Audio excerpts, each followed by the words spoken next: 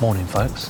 While we are blanking with our pike fishing rods out on this rather large gravel pit, I thought I'd take time to show you my pencil float setup, which you use on gravel pits. It's pretty simple really, but I always get asked in the shop about how to tie it. So first of all, as usual, I've got like £40 Fox Predator Elite braid on, their new one, which I've been using for a couple of seasons. It's really nice. So I always use it in £40 on my float rods.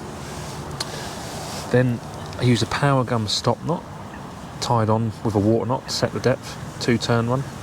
It's better than a rubber float stop most times because it doesn't move. It lasts all season almost. Then a little bead tied on there. An XL pencil float, an unloaded one, nice and visible. Then another bead tied on there.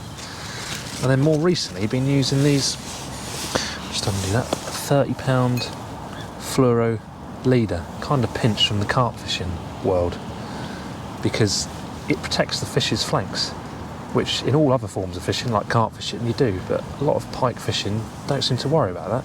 But you can end up with a braid wrapping around them when you're playing them, and it does cause a bit of damage. Only rarely, but it can happen. So a nice plastic coated £30 fluorocarbon leader down to a 30-gram egg weight, real simple.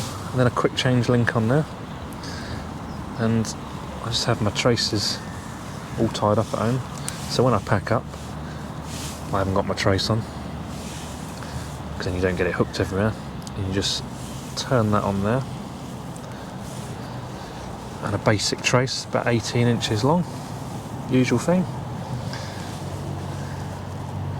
2 size 4 hooks, and the bait flags on the barbed.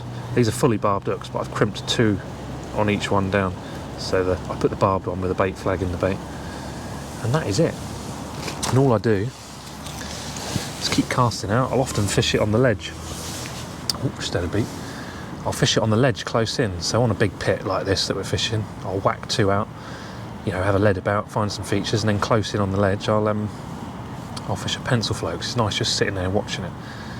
This particular pit's like 15 foot close in, a few rod lengths out, so it's nice, sit there, and I just set it slightly over depth and then cock it, so all of that's below the water, and when you get a bite it either pops up and lays flat like that and then sails away, or the other day I didn't even see it, it just sort of vanished, and I just got a screamer with a lovely £15 pike on it.